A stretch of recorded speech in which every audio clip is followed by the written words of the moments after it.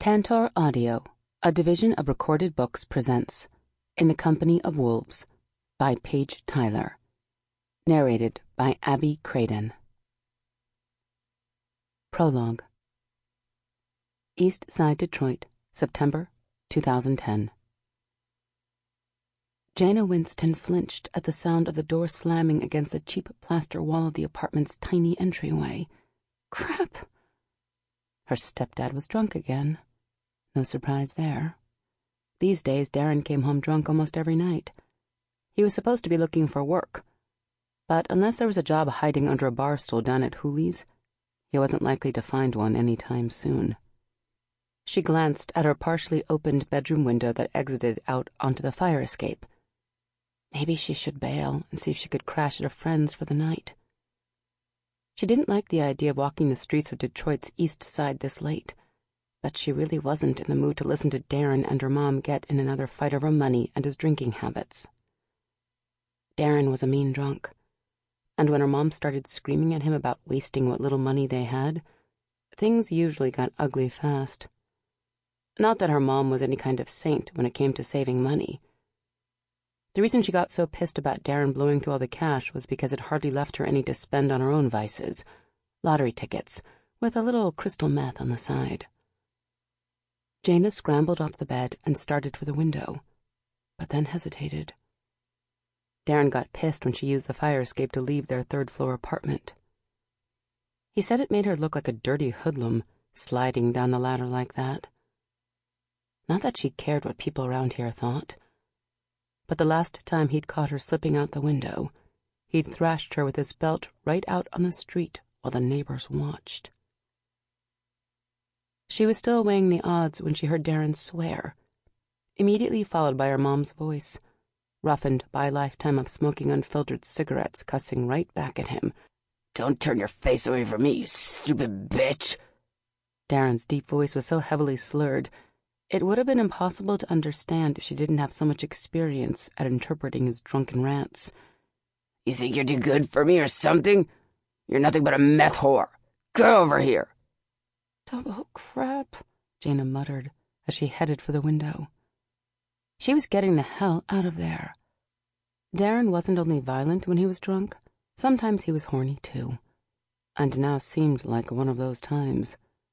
Her stepdad never had a problem smacking her around whenever he felt she deserved it, which was frequently, but he'd never tried anything else. Since she'd turned 17 a couple weeks ago, he'd started looking at her in a way that made her feel really queasy. Jayna knew that sooner or later, he was going to come sniffing around her. She wasn't going to hang around and give him a chance to do it tonight. She was yanking on the window, which got stuck more often than not, when a loud thud resonated from the living room, immediately followed by a sharp cry of pain.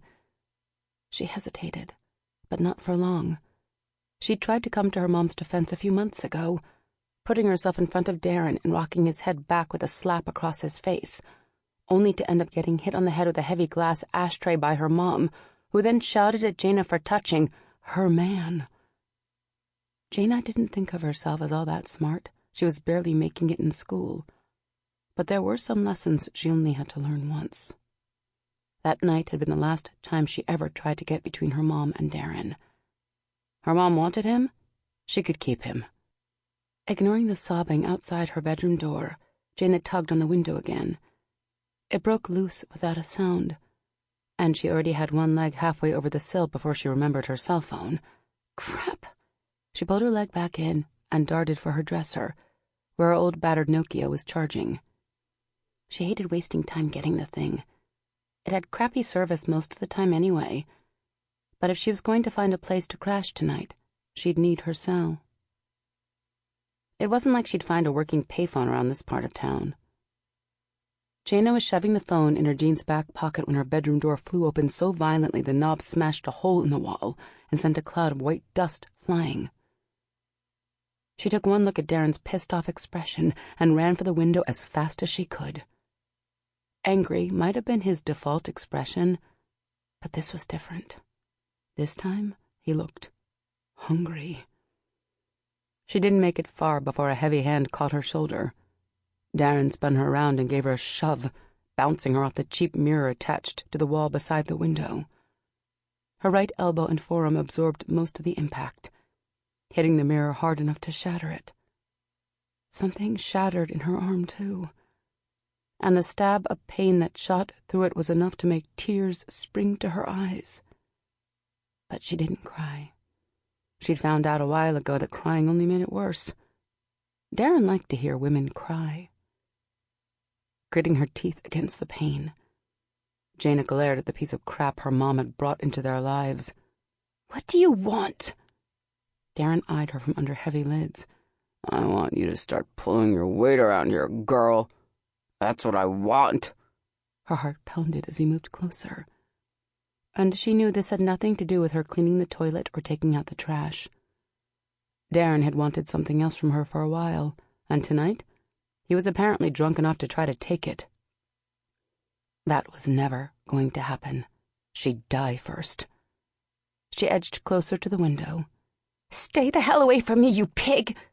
If she could get a lead on him, she could get out the window and onto the fire escape. He'd never catch her once she got outside. She was too fast, and he was too clumsy. But he closed the distance between them faster than she'd ever seen him move, making her wonder just how drunk he really was.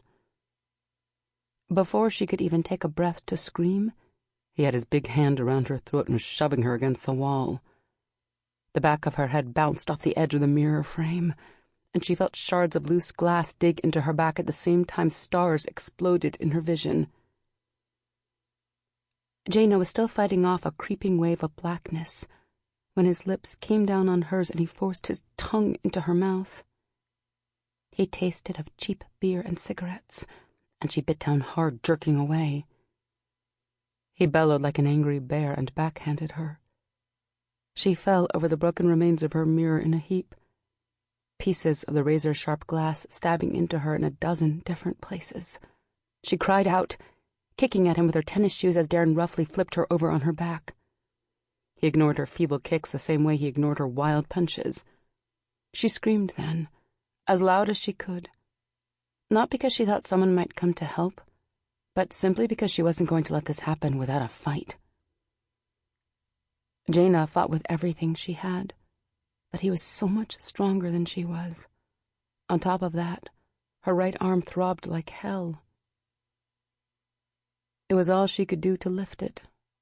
Worse, the more weight Darren piled on top of her, the deeper the shards of glass from the broken mirror dug into her back. Crap! Why hadn't she thought of it before? Ignoring the pain in her injured arm, she searched blindly on the floor for a piece of mirror she could use as a weapon. Her fingers closed around one, and she cried out as a sharp glass sliced into her hand. But the feel of her belt coming undone drove the sting away, and she swung her hand up, stabbing at anything she could reach. Darren was so drunk and enraged he didn't realize what was happening until she'd slashed his face so hard the glass crunched under her hand.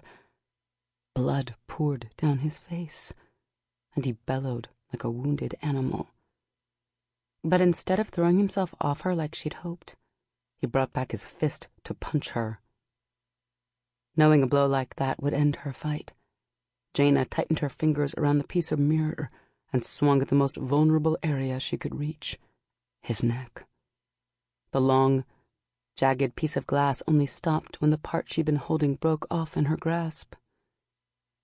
The rest was buried in the right side of Darren's fat neck 4 inches deep. He let her go and reached for his neck. Jayna twisted sideways, kicking him in the chest, then crawled out from under him and scrambled to her feet. She staggered toward the window, stumbling when she heard Darren behind her. Oh God, he was still coming.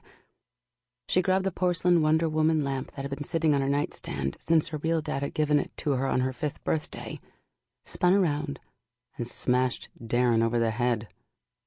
The lamp shattered, and Darren slumped to the floor with the pieces.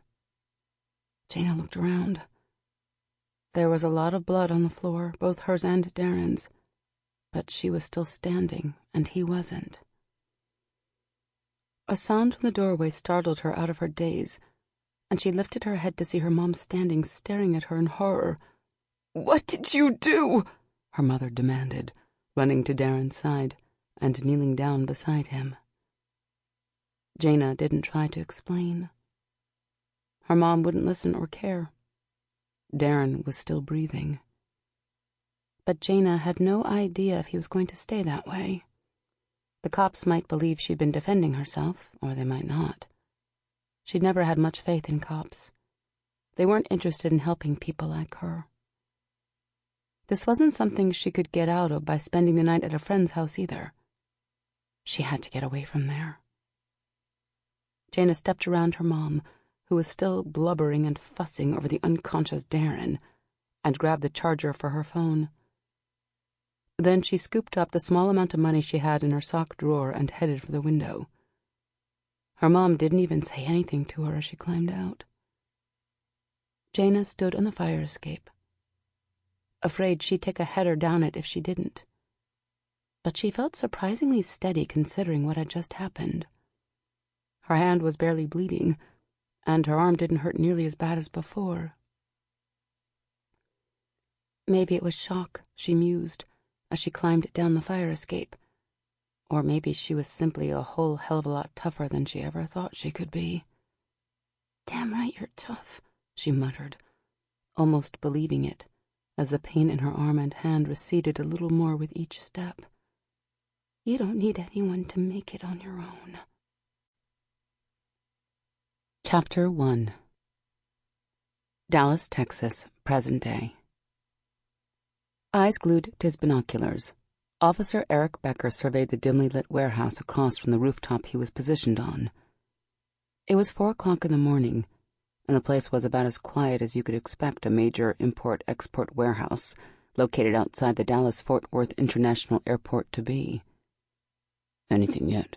Xander Riggs queried softly through Becker's earpiece. Becker checked the heavy shadows along the west side of the warehouse before answering his squad leader. "Nothing yet, but they'll be here. This target is too good to pass up." "They'd better show," fellow SWAT officer Max Lowry muttered over the internal communications channel. "I have $100 riding on it." "Which I'll be more than happy to take off your hands when it turns out Becker is wrong," the team's resident medic/sniper Alex Trevino added. "Cut the chatter and stay alert," Xander growled. Silence descended over the radio as Becker's teammates went back to watching their assigned sectors. Like him, they were positioned in a loose circle around the main warehouse, either on rooftops or hidden inside trucks or shipping containers. The idea was to let the thieves slip past them and into the warehouse. Then Xander would give the word, and they'd move in, trapping the bad guys in their net. Of course, the plan would only work if the thieves made an appearance. But Becker wasn't worried. He'd studied the ring's MO long enough to know they'd show, and soon. It was as quiet as it was going to get down there. A secure and bonded freight company like World Cargo was open for business 24/7, but there were always lulls in the workload, and the biggest one was right now, after the midnight rush, and before the pace picked up again at sunrise. It might have seemed like the warehouse was deserted, but there were 4 security guards roaming the 12-foot-high perimeter fence, with another stationed in an armored shack located just inside the gated entrance. Becker couldn't see them from his vantage point, but he knew there were 2 more guards inside the warehouse. It was risky leaving all the guards in place for this operation, but if they hadn't, the thieves would have known something was up. Movement out of the corner of Becker's eye caught his attention, and he swung his binoculars to scan the long row of windows that covered the upper level of the warehouse. A moment later, a uniformed security guard walked past. That must have been what he'd seen. Becker relaxed and swept his binoculars over the rest of his sector as he considered how the death of organized crime boss Walter Hardy had paved the way for these new thieves to move into the city and take over. Hardy had been a major player in Dallas, but it wasn't until Sergeant Gage Dixon, the commander of the SWAT team, had gone all werewolf on the jackass and ripped out his throat that people really understood what kind of grip Hardy had maintained on almost every criminal enterprise in the city. Hell, For a few blissful weeks following Hardy's death, violent crime rates had dropped to the lowest levels the city had seen in nearly 40 years. Of course, that wasn't the reason Gage had killed the man. He'd ripped Hardy to pieces because the son of a bitch had been dumb enough to kidnap the woman Gage had fallen in love with. Not a smart thing to do. But Hardy's sudden departure from this earth had benefited the local community in so many ways, Gage's action probably should have counted as a public service. Unfortunately, nature abhors a vacuum. Within a couple months of Hardy's death, every violent offender with a gun and delusions of grandeur was making a play to take over control of the old man's territory. At first, the scumbags spent most of their time killing each other. Soon enough, though, deals started being made, alliances started forming, and it looked like Dallas was heading for a serious turf war. Then, when it seemed like things couldn't get worse, a group of outsiders showed up, and the shit really hit the fan. Within weeks, they'd put a serious dent in their local criminal leadership, wiping out a lot of people in the process. In the last week alone, they'd taken out 2 jewelry stores, an art gallery, and an electronics store. They were good and dangerous. Becker was musing over how easy it had been to create a search algorithm to predict the crew's next target, based on the types of places they'd already hit, when another shadowy movement through the warehouse's windows caught his attention. He swung his binoculars up, expecting to see the security guard again, but instead, he saw a man dressed head to toe in black and carrying an MP5 submachine gun. "Shit! They're already inside," he shouted into his mic. Jumping to his feet, Becker headed for the rappelling rope, coiled and waiting for a quick descent down the back side of the building. He wrapped the rope around the snap link attached to his harness, then tossed the other end over the side. "How the hell did they get in there without us seeing them?" Xander demanded in his ear. "They must have come inside with one of the earlier shipments," Becker said, as he stepped to the edge of the building and kicked himself backward into space. The rope slid through his gloved hands as he sailed down from the 3rd-floor roof in a single large bound. He ignored the heat in his hands, waiting until he was only a few feet above the ground before jerking his right hand behind his back and braking hard. His downward momentum immediately stopped. He hit the pavement, then ran toward the warehouse, sliding his M4 off his back at the same time. "Should we try to warn them?" Khaki Blake, teammate, and Xander's significant other asked across the radio. Becker could hear the sound of feet pounding on pavement through his earpiece, the rest of the team running for their entry positions. "Negative," Xander ordered. "The suspects could have the guards' radios." Becker swore as he raced to the side entrance, where he was supposed to meet up with fellow SWAT officer and explosives expert Landry Cooper.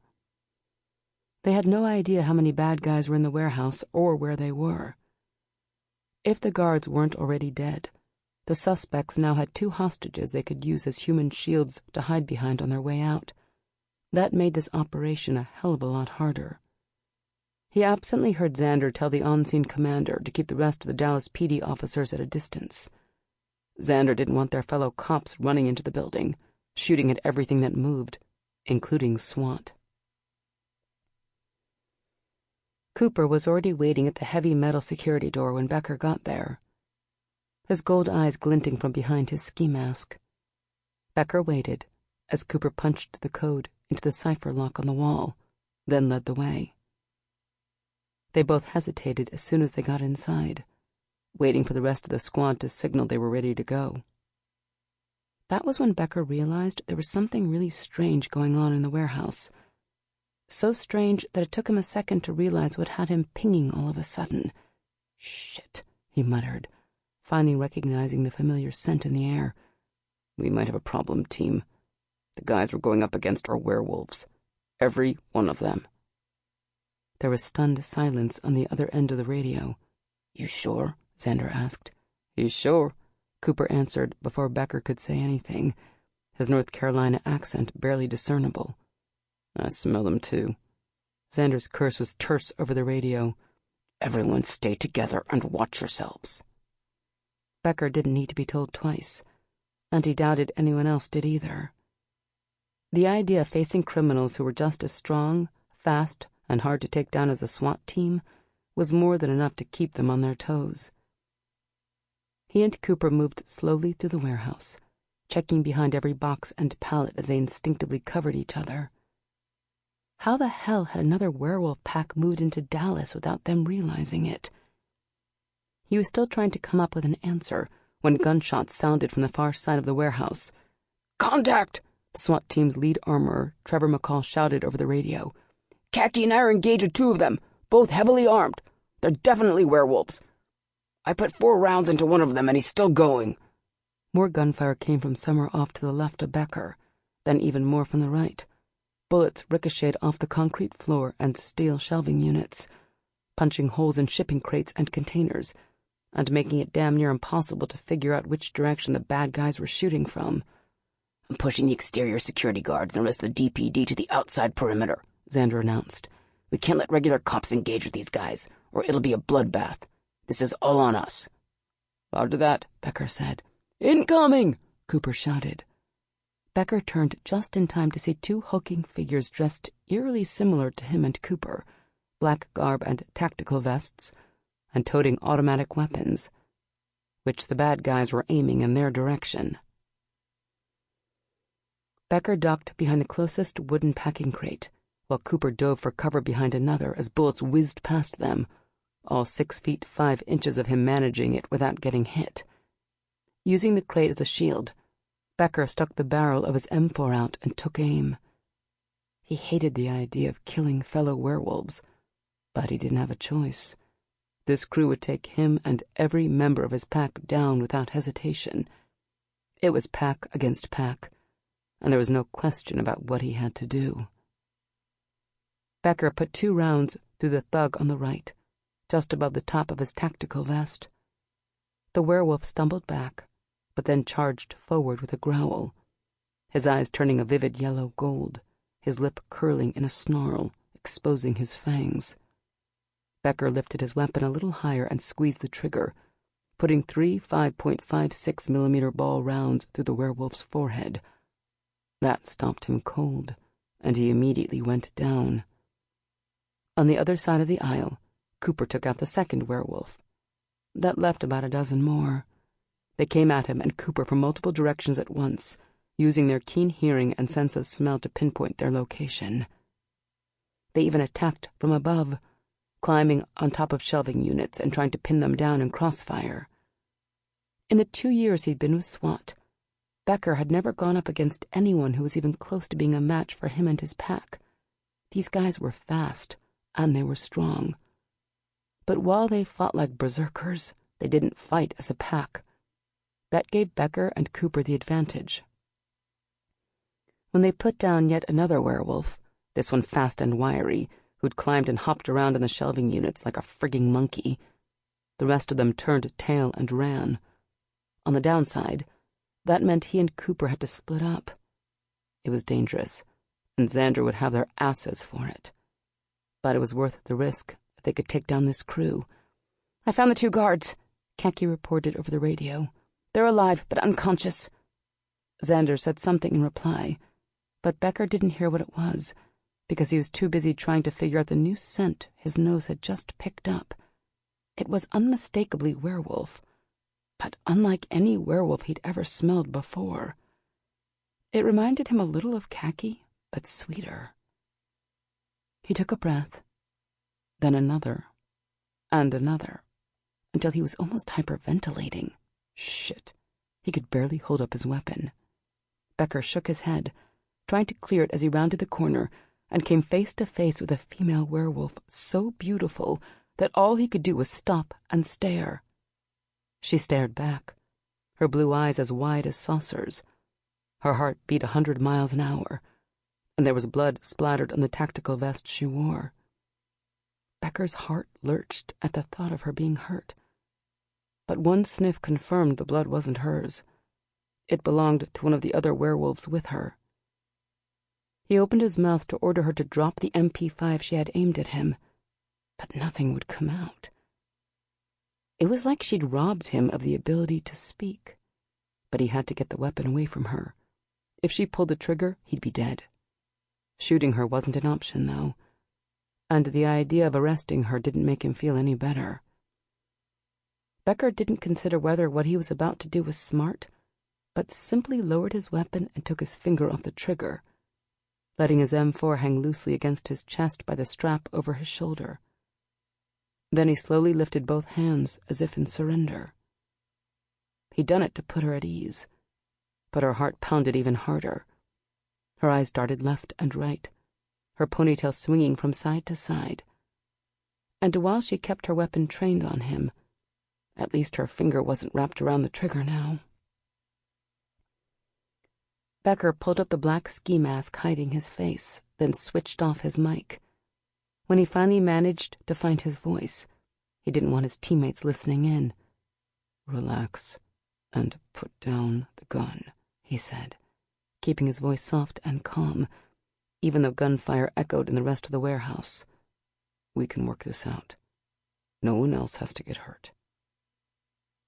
She didn't say anything or lower her weapon. She didn't run either. That was progress, he supposed.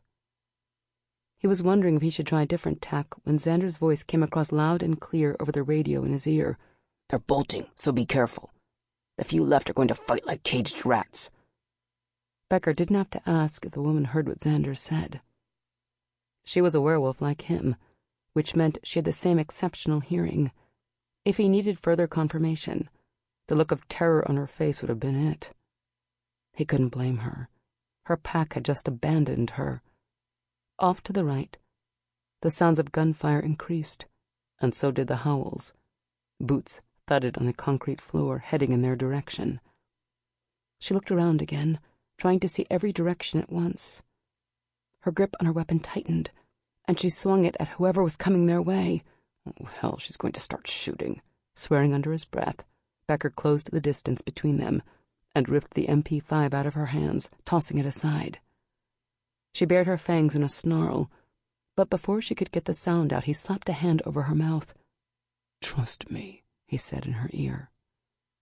Wrapping his free arm around her, he picked her up and half carried, half dragged her over to the nearest crate. Ignoring her struggles, he ripped the top off the crate, praying there'd be enough room inside. It was empty except for a rolled-up painting. "Thank you, Lord," he breathed. Taking his hand away from her mouth, he swung her up in his arms and dumped her inside as gently as he could. She hit the bottom of the crate with an oomph, then immediately sat up. "What are you doing?" she demanded in a voice so soft and silky, it almost brought him to his knees. He shook off the hold her voice had on him and reached for the top to the crate. "Stay here until it's safe to leave." Ignoring her startled look, he pushed her down with one hand and pulled the lid into place with the other. Shit, that was close. Blowing out a breath, he turned to find Cooper standing there staring at him like he'd lost his ever-loving mind. Cooper switched off his mic with a flick of his thumb before shoving up his ski mask, a scowl on his face. "What the fuck are you doing?" Becker's mind whirled like an out-of-control windmill. How the hell could he explain what Cooper had seen? He couldn't. He only hoped his friend would give him the benefit of the doubt. "Trust me, I have to do this." Cooper opened his mouth, then closed it again. His dark eyes went to the crate, his jaw flexing. Becker tensed, ready to stop his friend if it looked like he was going to rip off the lid. But instead, Cooper gave him a long, thoughtful look, then turned and walked over to another stack of boxes. Becker frowned as Cooper picked up one of the cardboard boxes and carried it back over to the crate where the female werewolf was hiding. Cooper ripped open the box and pulled out a big fancy decanter of what looked like whiskey. Taking off the top, he dumped the whole thing over the crate before reaching for another and doing the same thing.